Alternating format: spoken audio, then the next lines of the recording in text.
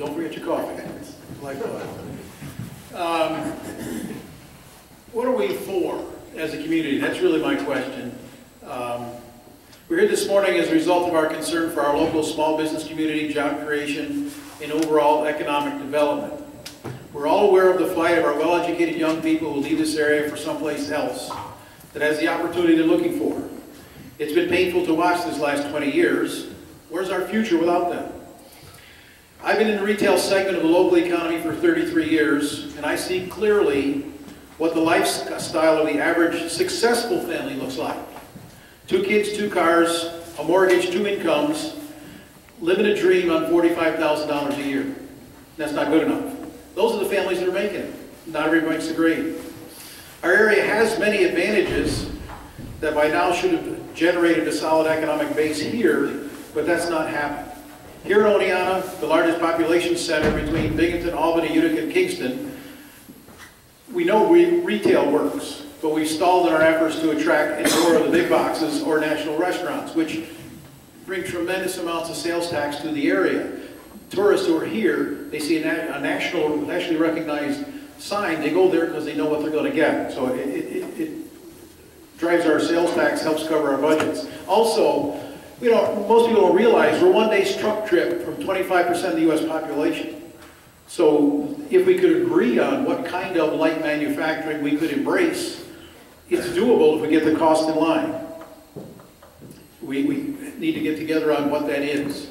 And we can't necessarily find it, but we need to be receptive in advertising for it, so if someone wants to do something, to look at this as a place to be. One other big issue is, I've said for those of you who know me 20 years, probably, maybe longer, that our abundance of fresh water, if we have a resurgence someday, that's what the key is, because Southwest has no water. Or we have abundance of fresh water. And we should be able to work that into our future. And just to make it clear, we do think that moving forward, our water needs to be protected. If in fact we engineer a turnaround, our available fresh water is part of that.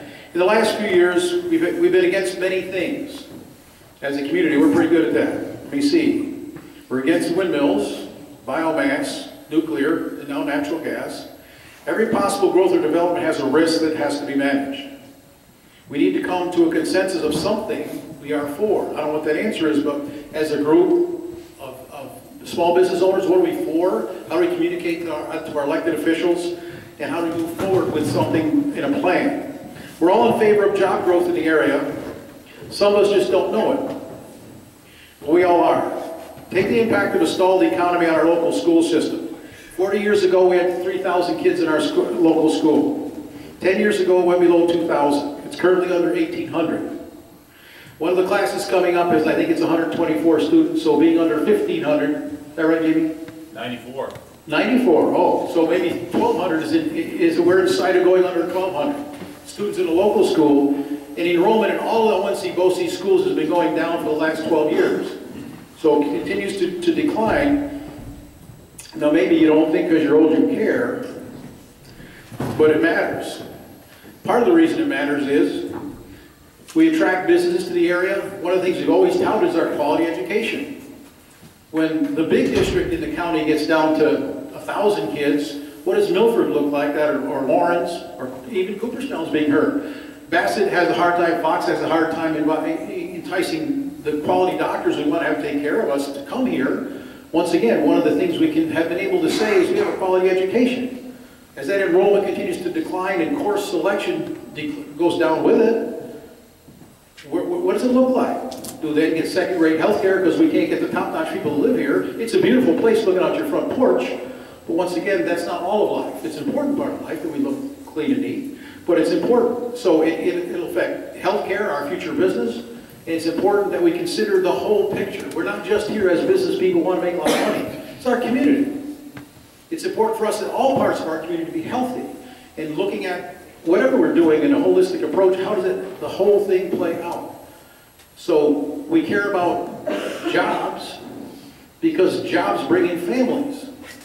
And families have kids, and our enrollment goes up, and our quality education stays good. We can't get, if somebody wanted to build, I'm ad libbing now, 100 houses on a hill around here, we could probably have 50 or 60 people who'd be against that. You know, what are we for? We gotta be for. We need a vision of something we're for. What does it look like? We have a lot of opportunities, a lot of assets. We need to build a solid economic base. This morning we're here to see if, I'll get back to my notes, but our local elected officials, can we get a vision for our area that gives an economic future for the next generation? 20 or 25 years ago, a small group of us, me and the brother Harlems and a rabbit or two, were discussing how fortunate we were that our parents' generation had done such a great job and left us something alive. And we discussed how, you know, golly, someday it's going to be our turn. Well, while we were busy working, it became our turn. And my frustration is, when they asked the question, did you leave it better than you found it? We didn't. You know, the strive for economic development and vitality is not driven out of poverty. We don't have the standard of living we had 25 years ago. We haven't sustained what our parents' generation built for us. And we need to get a vision of how we do that. What's our goal first? How do we get there? What can we agree on? Because we need to move forward in a positive direction. Let's get a plan. Join us, please. Thank you.